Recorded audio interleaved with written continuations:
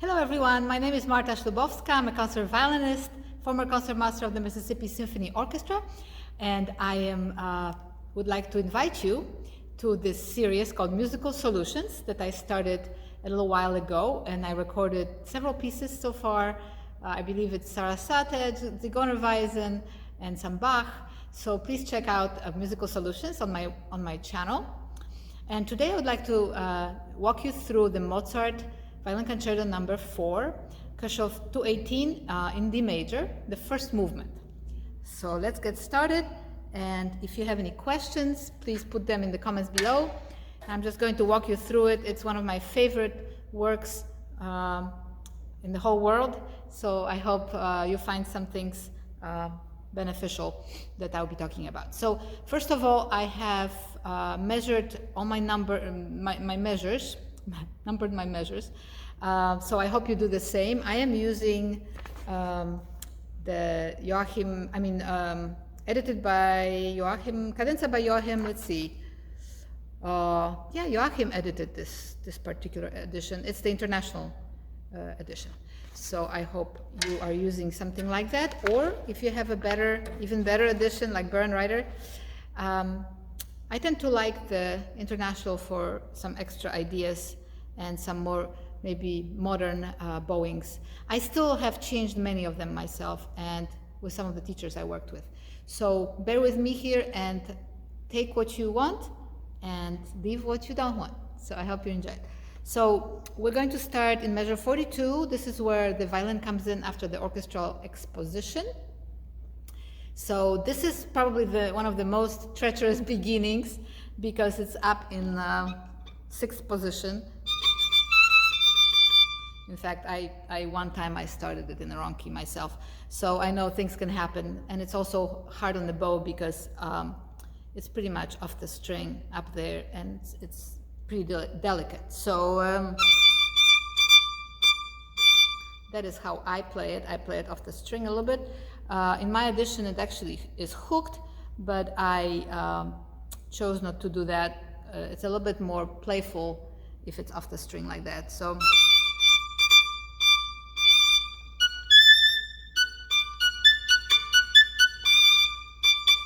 it's kind of like a fanfare, little trumpet call. But it's not easy, so make sure that you know it's a D major chord.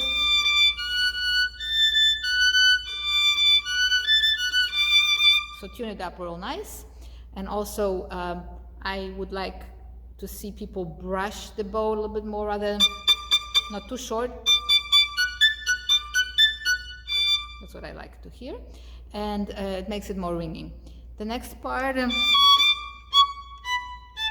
of like a little collé there with the fingers on all the up bows. I have up bows. Now, some of you may choose to play the trill from the note, and that is perfectly okay, since in classical period we can choose either from above, or the tradition was that some of it was already on the note, unlike Baroque where every trill was from above, right? So I chose to play it from above.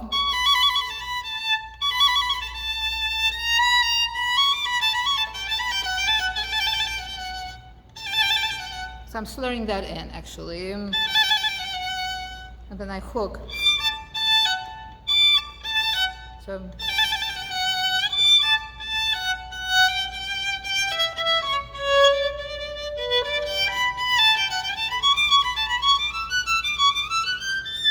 So this bowing in this particular edition is interesting because you're going up bow on each beat, but it gives it more of a flow, I think. So we have that slur, and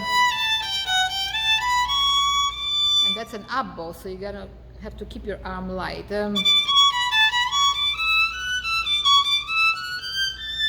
of course the shifting, I have a shift on every second note of every other beat. So shift, shift. So we're shifting to 3rd position, then 5th, then 7th.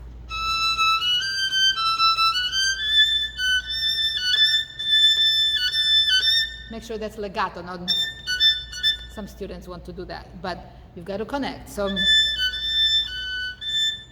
and then I hook these two.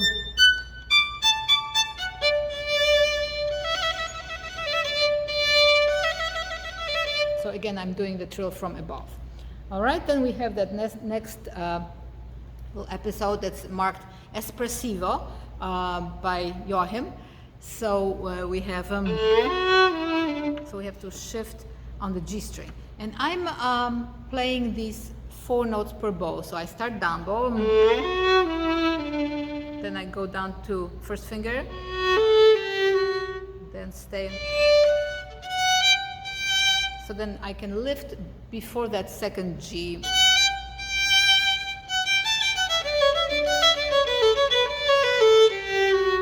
I like it.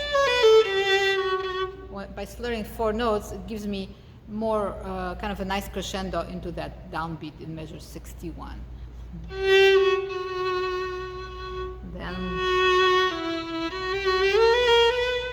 Then we go up again. Careful here with the A sharp.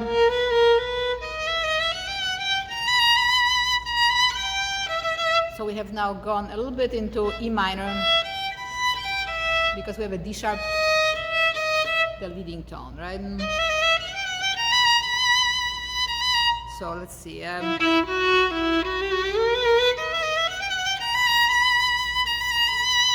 So always very beautiful and espressivo. But not too legato. You gotta still keep nice light beat.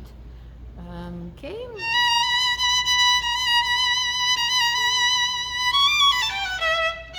A little space here. Again, I'm playing it from above. I like it from above on the trill in measure 65. Okay, then you can choose to go second finger.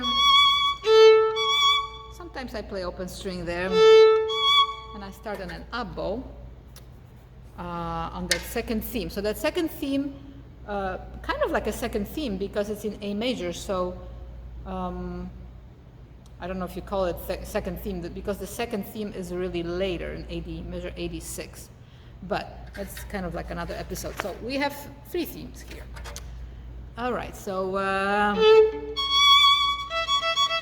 now here. You have to be economical with your arm, so using your forearm instead of the whole shoulder, right? So keep it light. Especially since you have to then cross to D string. That's on the string. Lift.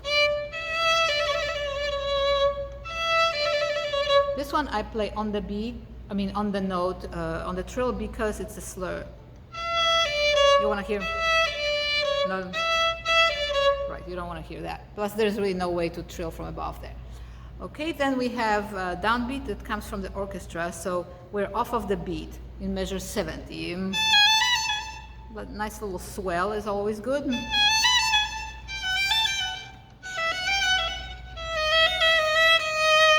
Now here's a nice little D sharp that is giving us some dissonance, right? So and then make sure you tune that up between D sharp and C natural. Nice dissonance there. And I don't believe it's printed.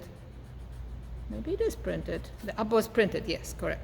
So in measure 72, the up bow is printed on that second note. So D sharp, C,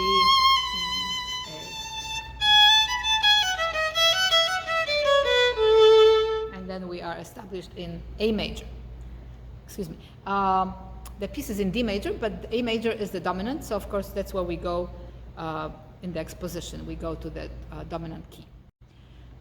So now we have a little technical passage that is repeated. I do an echo in measure 76. It's actually marked leggero here, so light. So measure 74, I play it more on the string, even though there are some dots there. I think it's more effective if you can play on the string the first time, more forte, and then the second time softer off the string. So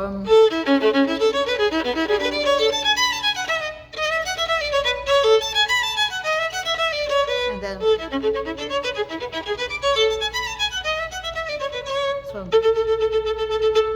brushy here at 76. So again, we have a lot of string crossings here, so you have to keep your arm very agile, using that forearm, and sometimes a little bit of fingers.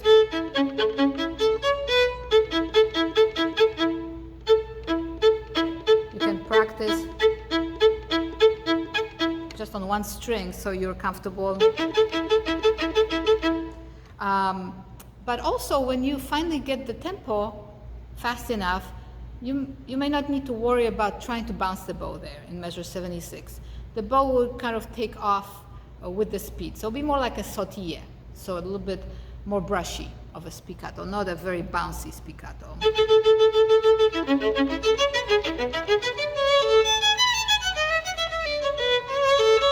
Then this here I would play more on the string because there's a crescendo.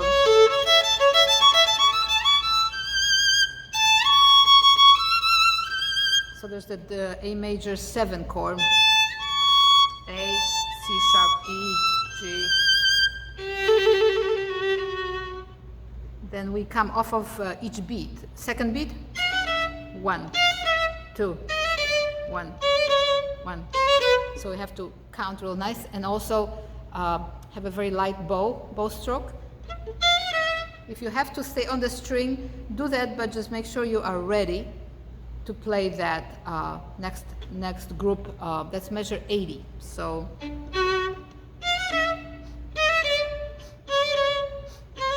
very little bow, yes? And there's a nice big crescendo in 82. So I would suggest practicing separate.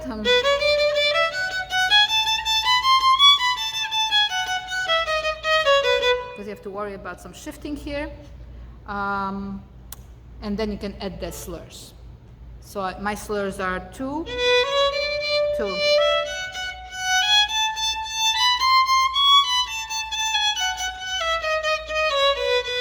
Then I slur these 2 beats. So it's a little bit more natural. Sorry. That's right.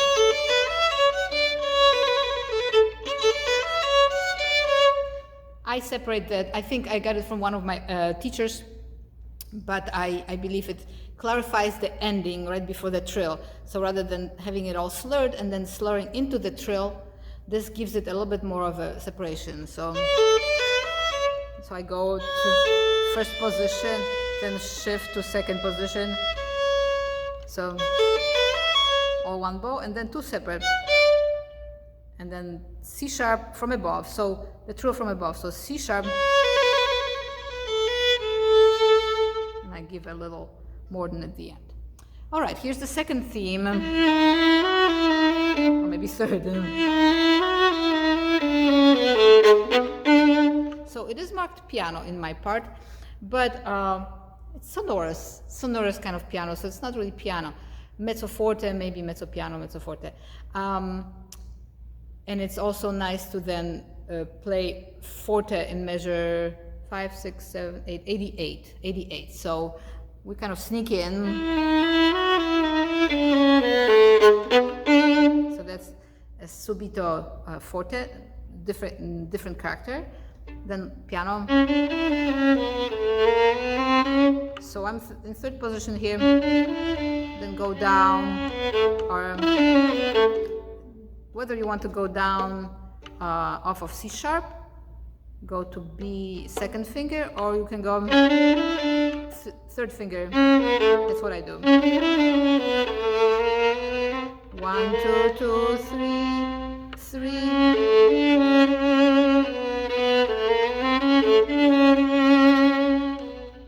Then now we have something different. Instead of, listen. And it's in minor, so we have F natural. That's a beautiful place. Forte, then piano.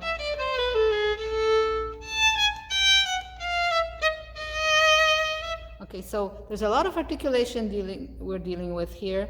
In measure 93, we have slurs, so we need to shorten that second note of the slur. So there's a separation here. And then this part here, I would play forte, then piano.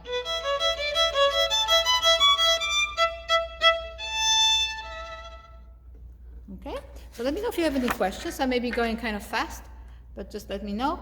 And then we're almost done with the exposition, and this is now repeated an octave higher. Octave higher? Yes, an octave higher. That same pattern of 3 notes. This is probably one of the most challenging ones. So everybody plays it a little bit differently with the trills. I play the trills again from above.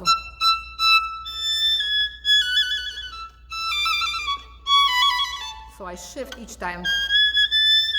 3, 3, 3, then 3 again. So you have to find a pivot note here. So from A to D and then F sharp. So let's measure 100 right there. E sharp, be careful there. I lift here. Oh, and then I have to do a second finger because then we're gonna have to play 2 more fingers. Then G sharp, A. It's actually helpful to play a harmonic on that E right here. If you can make sure it's in tune, because harmonics are always flat up there, so make sure it's in tune. Don't play sharp. So let's see. So this is measure 101.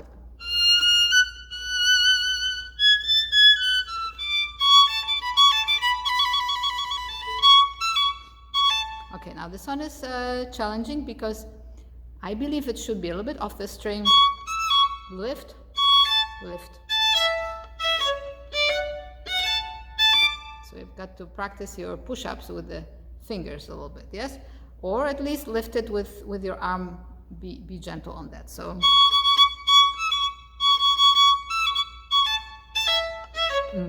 1. So the last one is tricky because you have to shift, measure 104.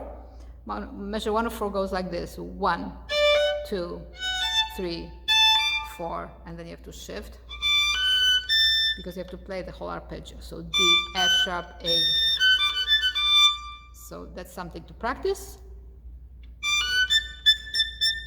Make sure you vibrate a little bit.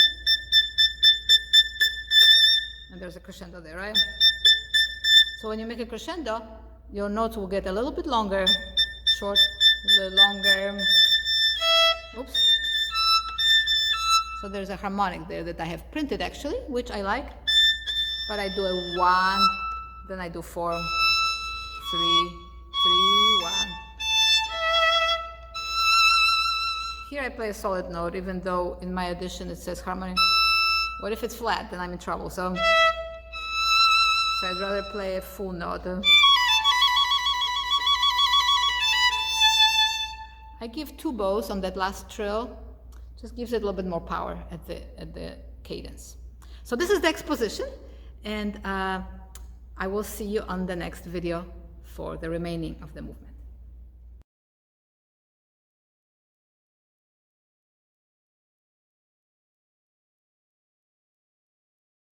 Welcome back. Here's the development, and I will probably add the recapitulation of the Mozart Violin Concerto number 4 in D major, Casual 218. So this is the measure.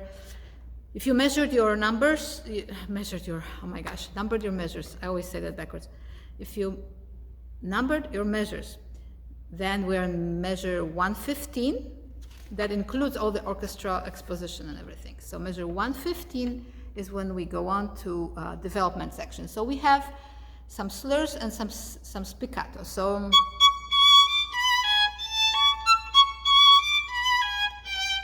we have to keep it light. Mozart is very graceful, so try not to be heavy. It's only piano, mezzo piano. Always vibrate very, very nice, light vibrato, not too wide or too narrow. So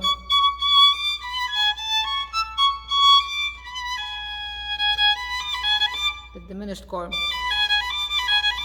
Be careful there. And then G, natural. Sorry, one more time.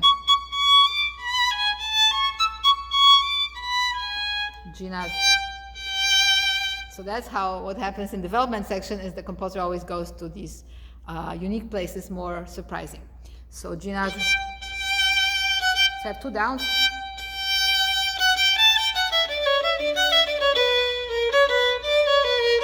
So again, just like in the exposition, I am slurring, just like I did in measure 60, I am slurring the 4/16 notes rather than doing two slurred and two separate. So just an idea. I really like that idea. So let's measure 118.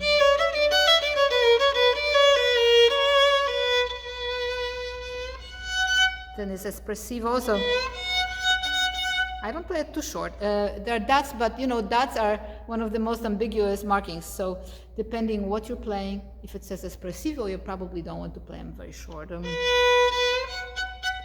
Some people may play it, but I think it's a little bit longer.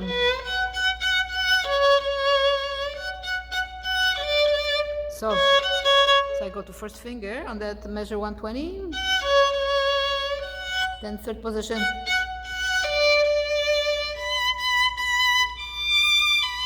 I do two bows, and then I go up. So there's a lot of information here, but I hope some of it is helpful to you.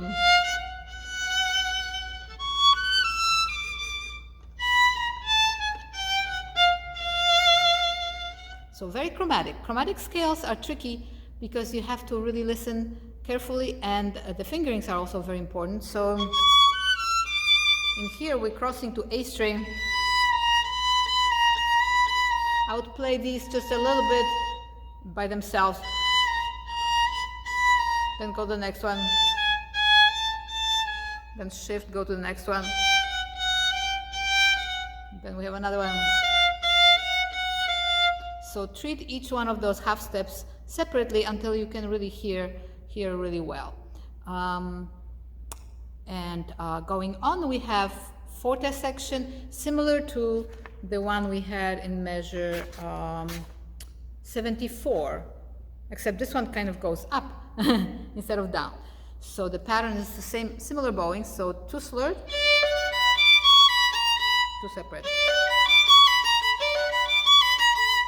And I always talk to students about harmony, make sure that you understand what kind of a chord you're playing. So in this case, we have D, F sharp, B, D. So if you know some theory, this is an inversion, first inversion. So if we put instead of going, put the B on the bottom, because the chord in its original form, in the root form, needs to have thirds, 2/3 in a row. So B, D, F sharp. So that's how you can recognize what the chord it is. So we're in minor now, right? We're in development section, so anything goes. That A sharp is important. So forte, piano. So we have this whole section for 8 measures with the same idea, forte, piano, forte, piano. If you want, it just seems kind of natural to do that. And we're going through different chords. So measure 126 is that B minor, then measure 128, if you can figure out what chord that is E minor, E minor, and then measure 130, if we put A on the bottom, that's A major, and then the measure 132, maybe you already know, it's D major. Okay, so understand those chords and play them. You can play some double stops.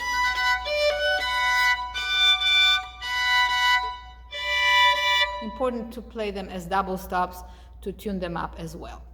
The part in 127, 29, and 30, let's see, 127, 129, 131, and 133. It's the same idea. We're crossing strings.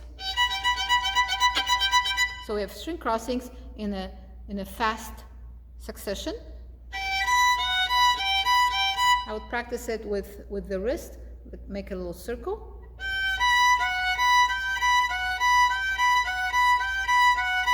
And then for tuning, you can also play them in double stop.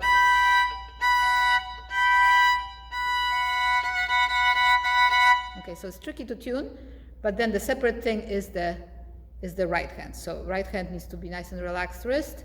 Hold on to the bow, nice and firm, but be able to move the wrist. So you're not doing this kind of thing. Okay, and measure 134 going on. We have another group of, this time, longer arpeggio.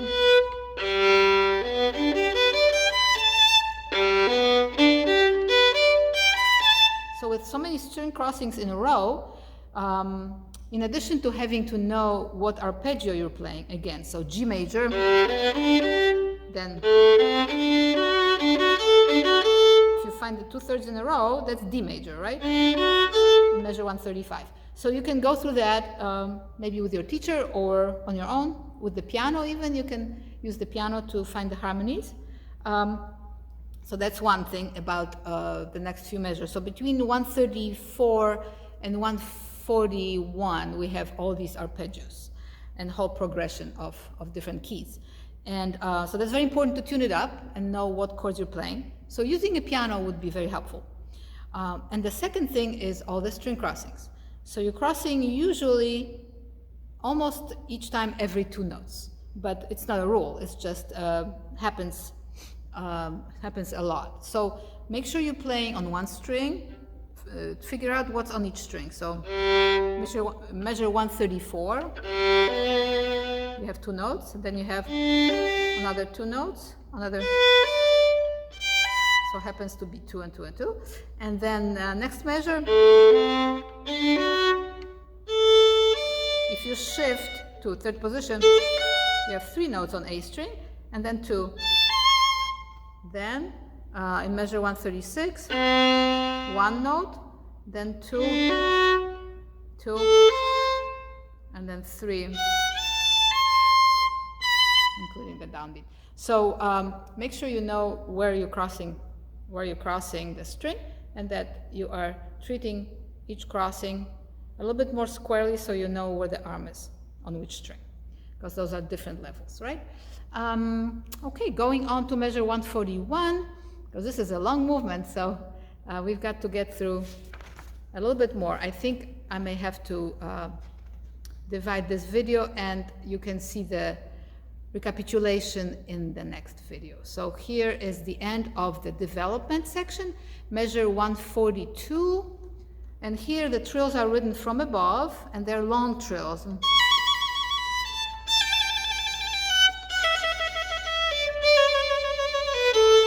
So often students have a little trouble with that because they go by, they're long, but they're also quick because they have that 16th note after. So, and then a very fast shift. So take your time and work on it. And then you can actually practice them all by themselves. So just do that one until you're comfortable. Then go to the 1st position, do the next one. Do the next one. And the next one. Because sometimes students want to connect them too early before they are ready. Next measure is 143. 4. This is an, let's see. 2, 3, 4, 1.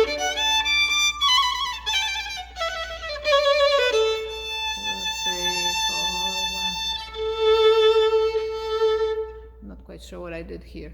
2, 3, 4, 1. I think there's some bowing discrepancy here that I need to figure out. But you can do 2 ups in measure 144, or lift. You could even 2, 3, 4, 1.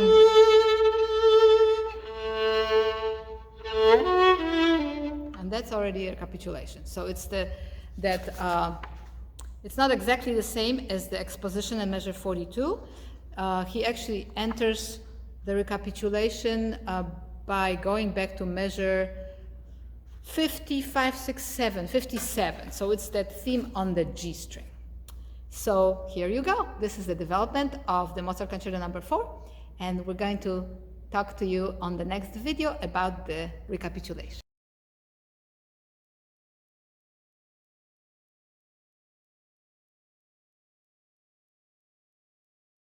We are now in the recapitulation, which is measure 145, pick up to 146.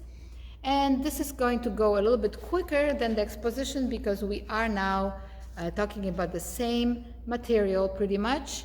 So we have that theme on the G string. This time, as if you watched my first video on this, in this movement, I actually started this phrase down bow in measure 58. Let's see, 4, 5, 6, 7, 8. Pick up to measure 58 in the exposition. I started a down bow because it started from rest. But here we're already playing in measure 145. We end on an A and then we go. So I'm playing that as printed in my part. 2 notes up bow and measure 145 at the end of the bar. So,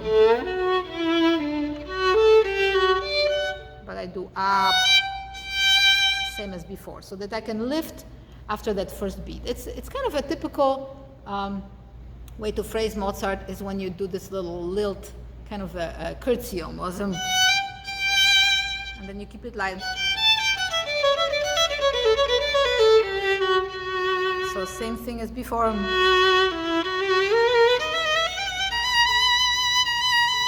This is different. So in order for the composer to stay in D major, which what happens in the recapitulation is the composer stays in the same key rather than modulating to another key, the dominant. So we had to go to a different place. In measure 152, we had that slight change. Let's see. Yes, so it's, if you compare it to measure 63 in the exposition, you'll see what I mean, the difference between the end of this this whole theme. So this is one measure 151. I'm slurring this, so then I'm up bow on the second beat of 152. I'm up bow, and then I go down to first position. So I can finish kind of confidently without trying to climb over other strings, just nice and crisp and light, finishing in first position. Okay, and then we go to the next section, measure 155. We have some things to listen for in the orchestra part or the piano part, and you come kind of from space. So you have to have a very nice light arm. Keep it light. Then spiccato. None of the spiccato in this movement is really short, in my opinion. It's a little brushy, and any of the fast notes, especially 16th notes, are not going to be real spiccato. They will be more brushy. The slower spiccato, of course, is a little bit more crisp, but still not really harsh in any form. So this is measure 156.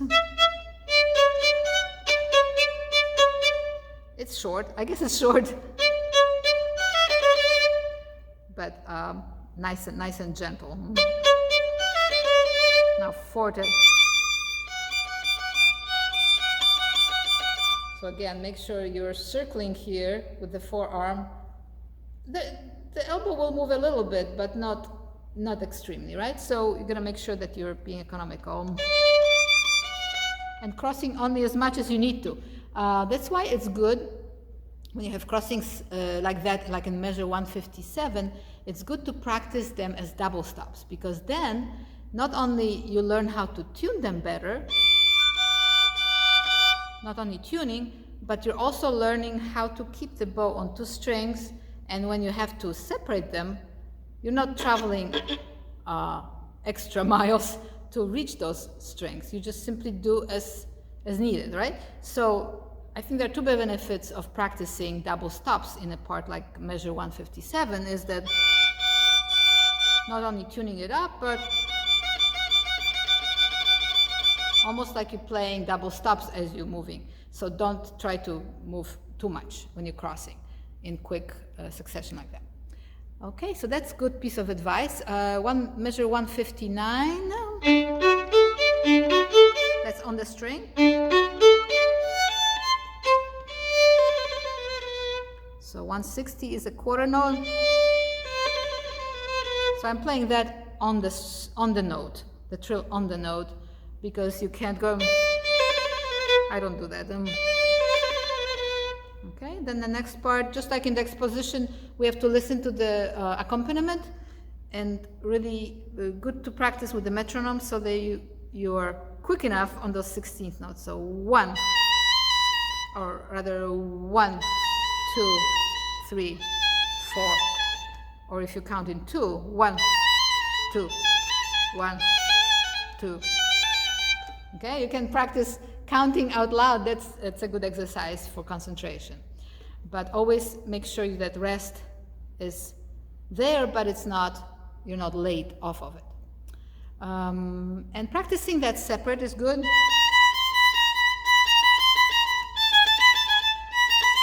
Starting up bow.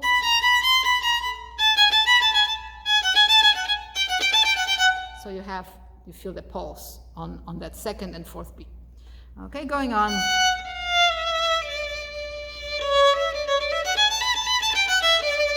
So again, practice it separate if the bowings are confusing, because there's some slur. Some groups are slurred twice, some is the one slur. So you got to make sure that your left hand is solid before you can approach those bowings. And then, just like in the exposition, in measure 165 through measure 167, we have 4 measures, and I do, let's see.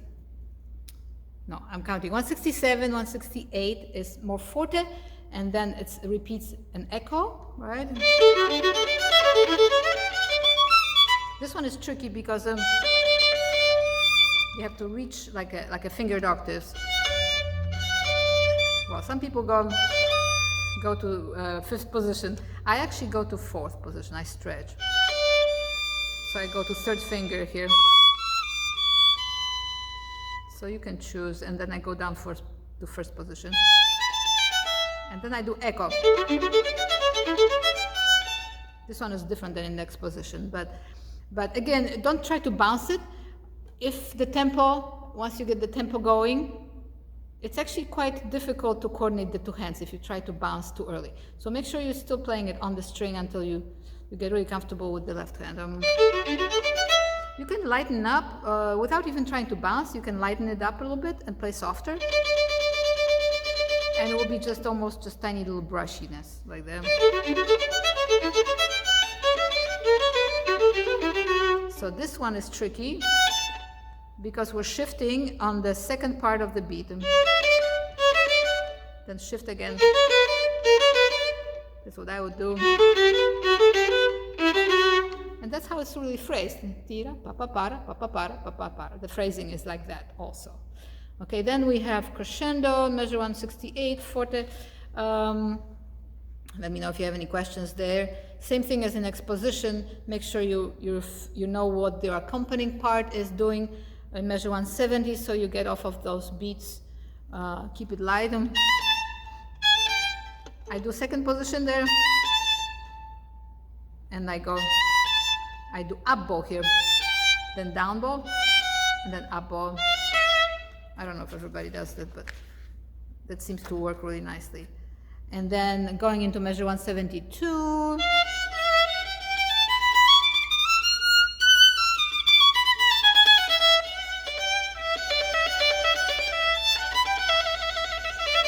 So I do the same thing as I did in exposition. In measure 175, I slur 6/16. The first 6/16 notes are slurred. And then I do separate. Okay. All right. So we're almost done with this movement, other than the cadenza. So here is the 2nd, or we can call it 3rd theme in measure 179. So we're now we're still in D major. So it's the same theme, but it's in a different key, right? So.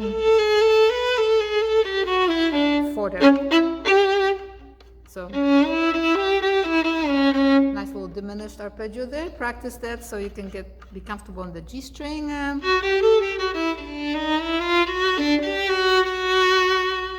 So the way I bow is I'm always trying to phrase. My bowings tend to be toward phrasing as beautifully as possible. So I hope you appreciate that, and I hope you'll give it a try.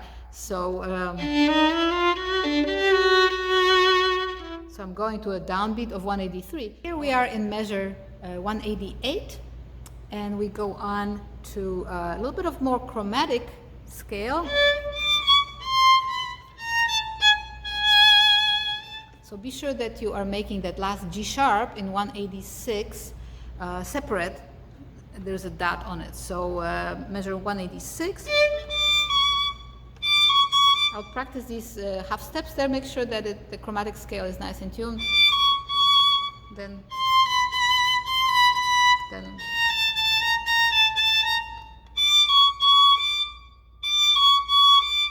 do the next one.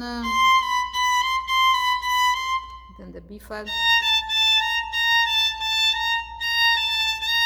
If you do the bowings, it's up bow there, and then separate. And this, just like in Exposition, we had this part in 187. So we're playing this more on the string the first time. That's how I do it. You can play harmonic there, maybe nice and helpful. And then piano. So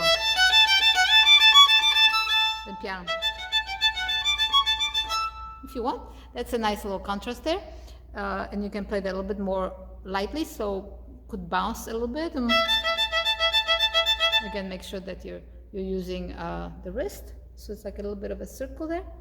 It helps crossing the strings and make a nice contrast. And then we do off the strings spiccato. All right, there's a harmonic here in my part, which works nice. Nice there. Let's measure 190. Then 191 is the same as in the Exposition. Again, it says brillant here, so brilliant, right? So it's very excited, very, very bright and crisp. So these could be some of the shortest notes, right? These could be the shorter ones, like more secco, as opposed to some of the brushier ones that we've done before. So again, I'm trilling from above, and because I shift on each one of those, kind of gives me an impetus to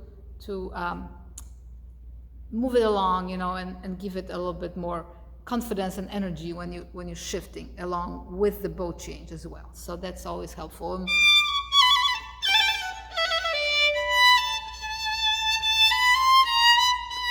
Here, even though it's not marked, it's nice to make a little bit of a lift there in measure 194.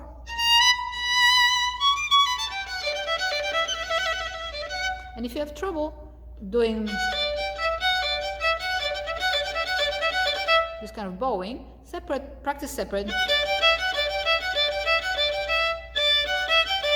can practice backwards too, or you could do two notes, then do different rhythms.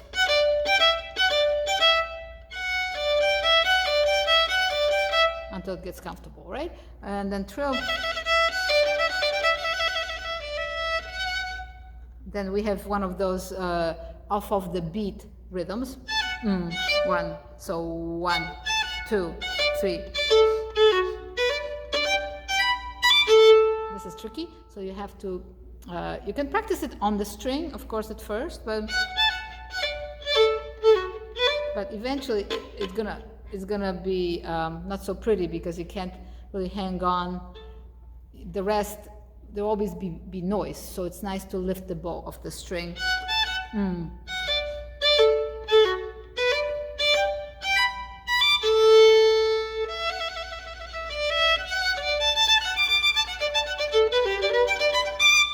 This one is tricky because every time you cross a string, well, not here, but here again. So practice just 2 notes at a time. Then you can go.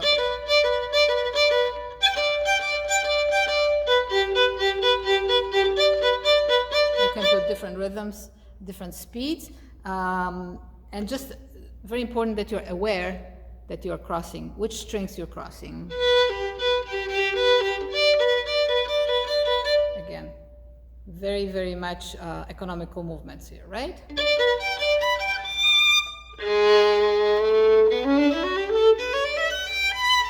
So lots of scales.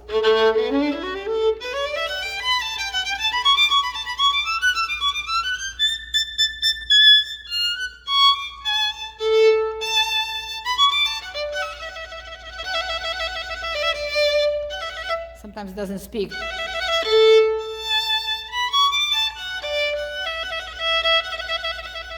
Yeah, I need to practice it too. that trill over there between the 3 and 2 can be a little tricky. So it's the same as in the very beginning. In fact, this is stolen from measure 52. So we're dealing with the same up bow on a beat. So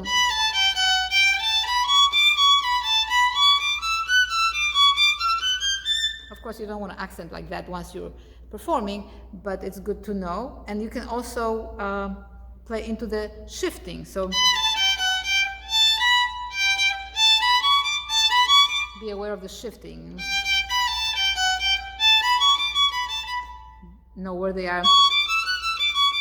So play all the notes that are in between the shifts. That's also another good exercise.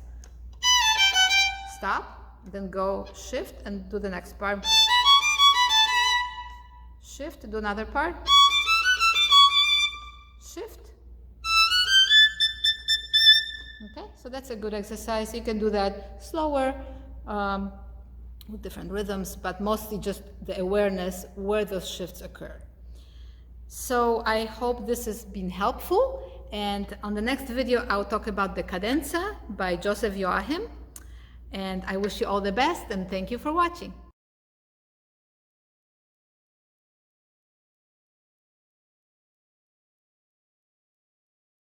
We are now going to talk about the Cadenza by Joachim. So if you are playing that Cadenza, please join us. So here is the beginning of the Cadenza. And you may have the edition that I have. It is the international edition edited by Joachim. So we have some fingerings you may choose to do or do different ones. But I love this cadenza, it's very expressive. So let's dive right in.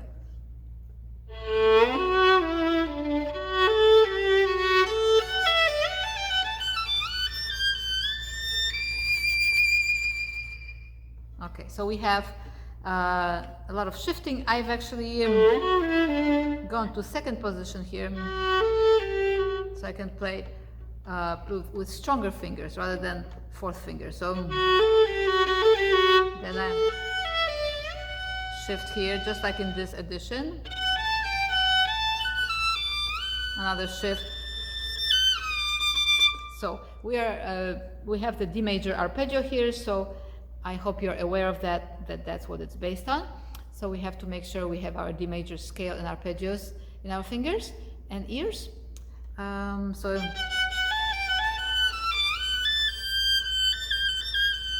and then I shift here,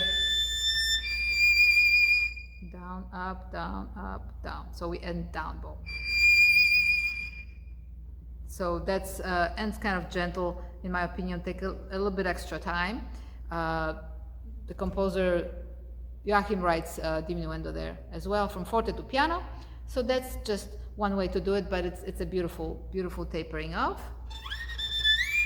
So we have the D up there, nice and gentle.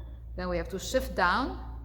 So what position are we in? Oh boy, this is first, third, fifth, seventh, 8, 9, 10, 11th position. Oh my goodness, 11th position. So then we go down to, I believe, 7th position. If I'm wrong, I'm wrong. It doesn't really matter the number, but we are starting the high A with the third finger. So I start with the third finger, and it says delicamente, so make sure it's beautiful and delicate. I would practice it separate, of course, and make sure that you're listening to the half steps. So that's why I shift here down to 3 for that last G sharp. So then G9.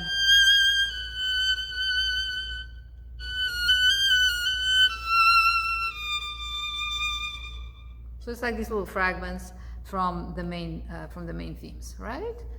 Then we go down to first position. I actually, just like in the exposition and other parts of the movement, I separate this pickup. So I have more espressivo. It's marked espressivo already.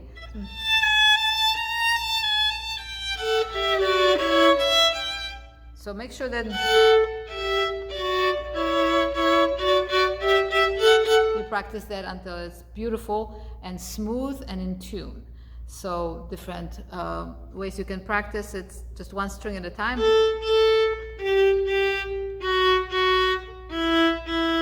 So in my calculations, this is measure, let's see, 215, 16, 17, 217 if you go from the very beginning of the movement.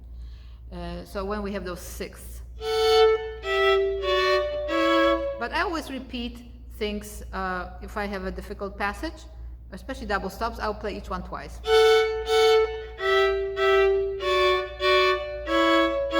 And then go backwards. So that's one way to practice double stops. Another way is to go play just on one string, like I said, but fingering both. Then you can do the top note.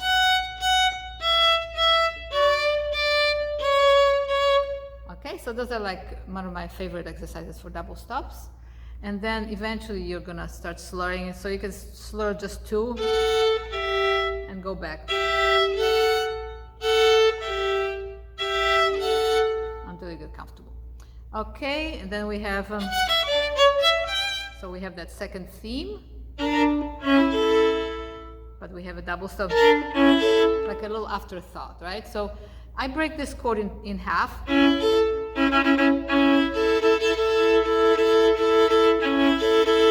Apologies for being a lot of tune here. So make sure you tune that. That's an A major chord, right? Because we have C sharp, E, A, down to A. If you misplace the top A, it's an A major arpeggio. Okay, then we have this little segment. Shift to third position.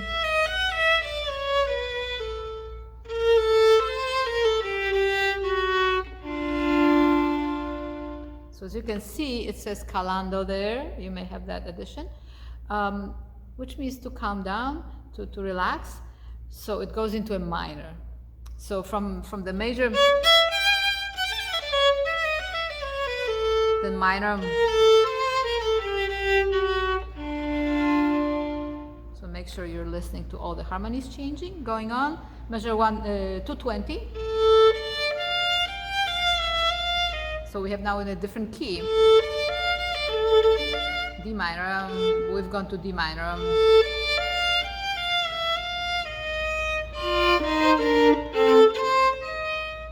But now we've gone actually diminished A, right? So from minor, D minor.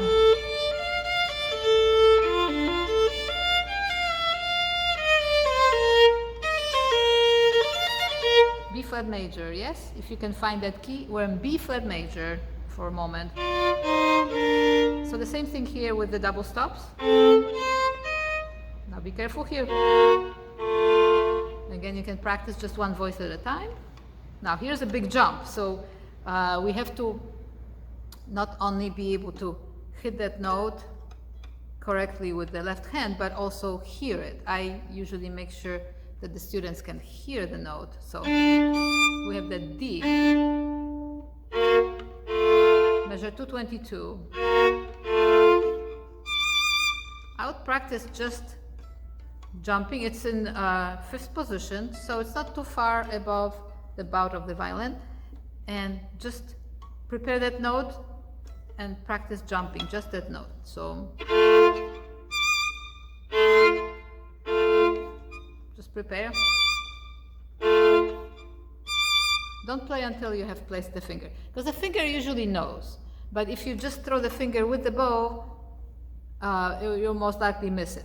But if you give the left hand a chance to land and then use the bow, then you'll be much better off.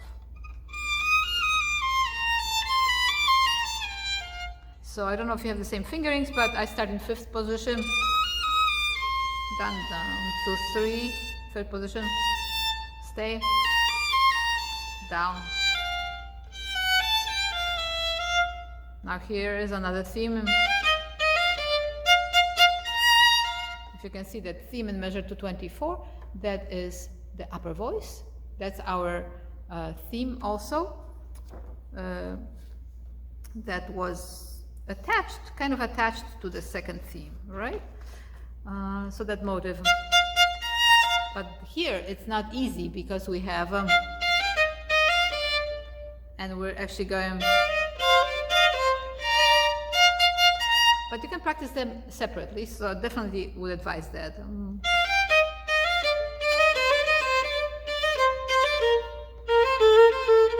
Practice all that.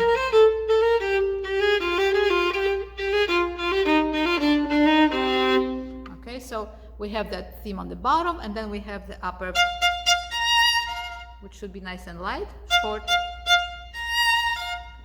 Make sure your fingers are nice and flexible, but not too far above the string. Actually, it's not going to be above the string because we have to play on 2 strings. So what we're doing is we're actually getting off the E string as we're playing the lower notes. So, right? So we go, I get off the E string and back onto strings. So our staccato, in this case, the shortness of the top, is only because we're getting off that string, of the E string. So we're continuing on the A string. That's all connected with a little space. So we have to practice double stops.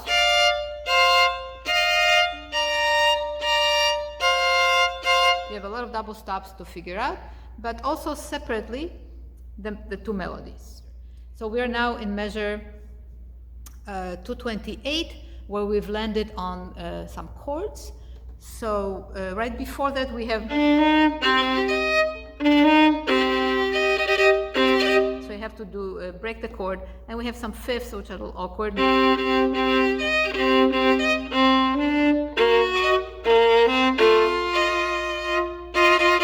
So of course I'm assuming that you know how to play double stops at this point, but if you have to practice them, practice the left hand alone.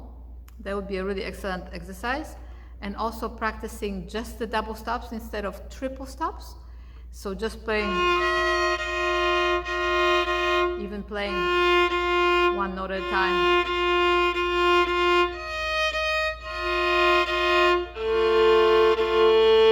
You know, practicing each one individually, but also as double stops. So like in measure 229, for example, you would play the A and the F natural. And then going back to the previous measure, you could go C and G, play each one twice, then go to B flat, G flat, It helps to play those little rhythms in between in measure 228. So finding those 2 notes, then shift down to 1st position.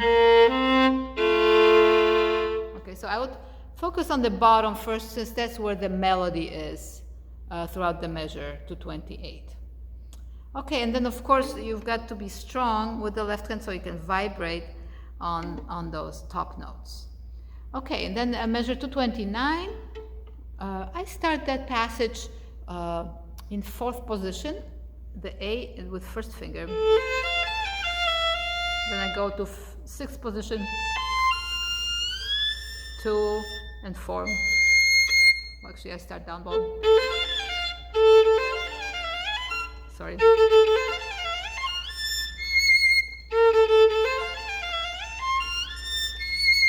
And don't be afraid to play harmonic from time to time, like this one right here.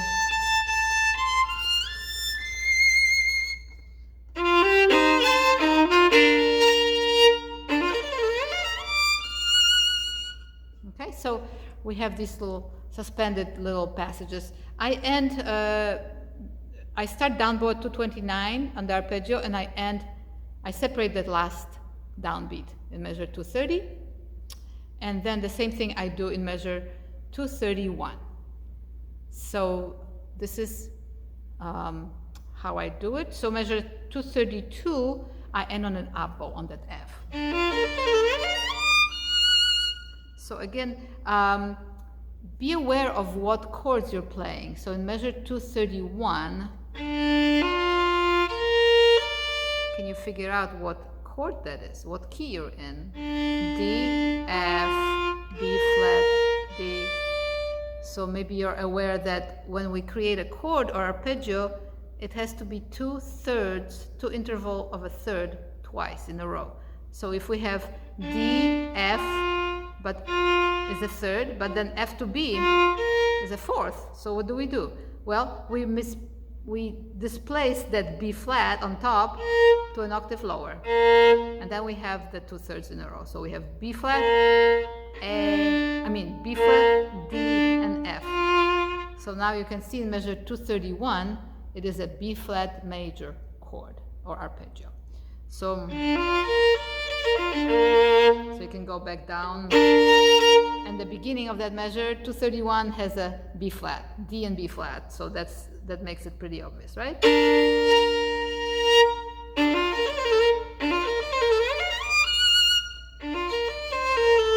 Little scale, and then we shift to third position, and here's the same version of that arpeggio.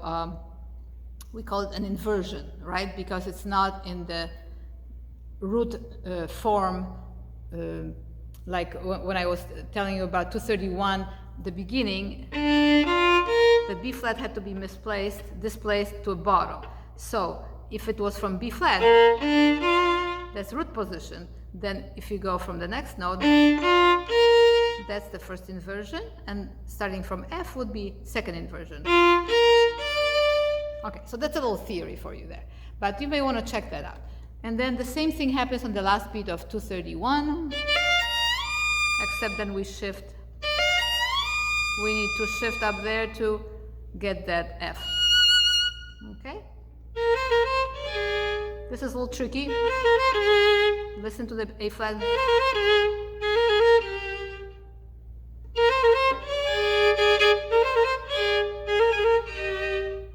So I kind of shape it, ta-da-da-da-dum, ta-da-da-da-dum. Then we have an additional note.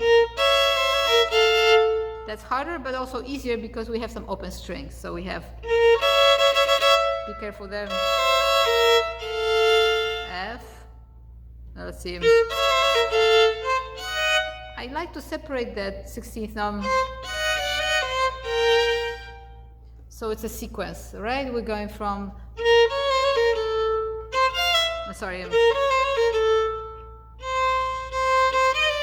it's still on the A string, so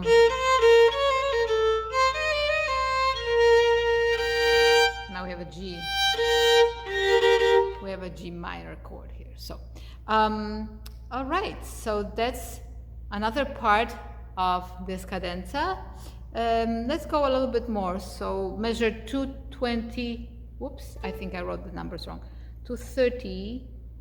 Yes, I did. 230. 234. 234.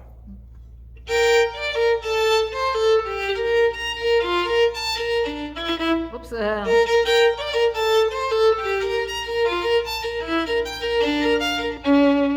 I play this piece from memory so much that looking in the score confuses me a little bit, but this is all good. In this edition, I have those arpeggios connected in measure 235, connected starting on third note of each group. So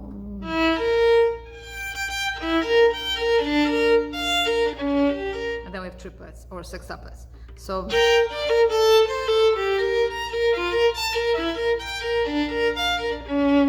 you have these little melodies. That should be first finger. And then we have triplets, sextuplets. So you have to really play these like chords. You have to prepare all the notes. So as much as you can.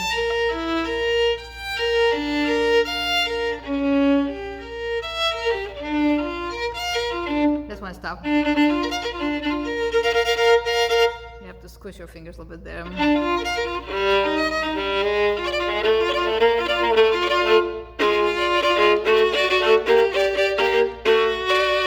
So what I've done is starting in measure 236, I'm dividing the groupings into triplets. So I can emphasize the bass.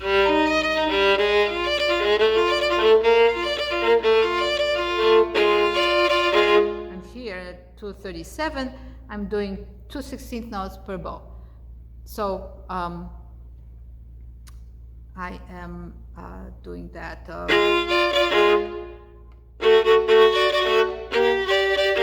Again, it's helpful to know what chords you're playing. So diminished in measure 237. Then we have second beat. Then third beat, D major. Right? Then G minor. See the G, B flat, D. Then D major.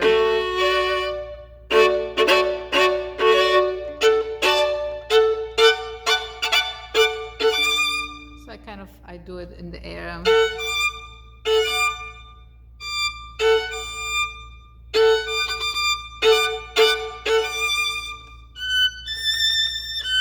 Now here I separate.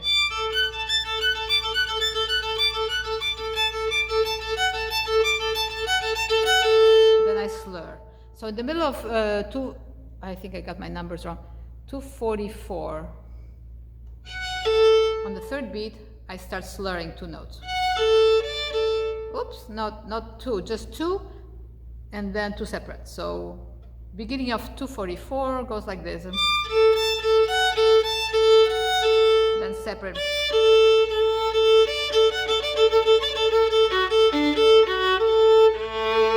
It just works really well for the bow to get to the frog.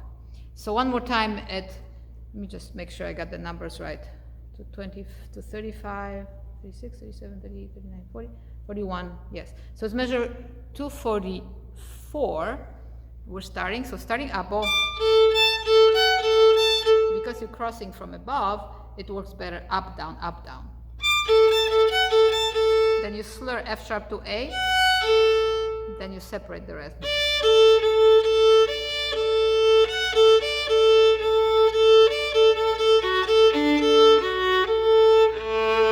Last A, I play fourth finger because you don't want to cross at the end. Okay, and we're almost to the end. So then we hold. Then we have this little chromatic passage. I group two groups at a time, 2 16-note groups at a time, overlapping to a downbeat. So this is a tie. Then this is the second note. And then pick up to 247. So if you can catch that, because then it continues the same way, two groups.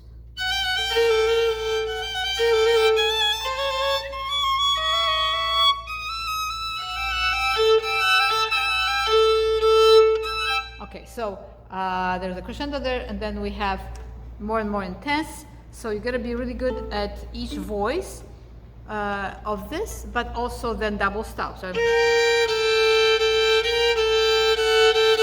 but you have an open string, you can tune too, so that's very helpful.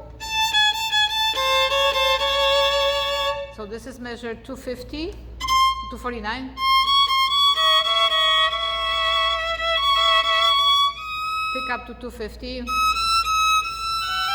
I'm separating it right now, but I'm actually slurring two groups like I did. So here's from measure 248. I'm playing from pickup to 248.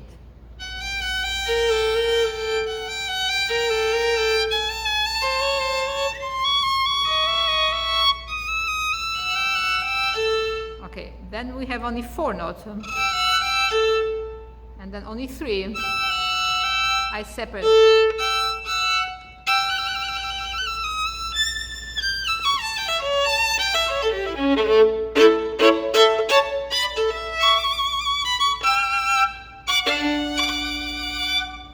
So something like that. And if you have any questions, let me know. At the end, the chords in 253, I try to have a lot of speed because there are actually 4 notes there, but they don't always come out as 4-note chords because it's not very realistic. You can. So here, I have that first finger, and you can try really play 2 notes after the grace note in measure 254, but it kind of becomes like a grace note almost, like 2 grace notes. And 2 bow. No, I do 1 bow.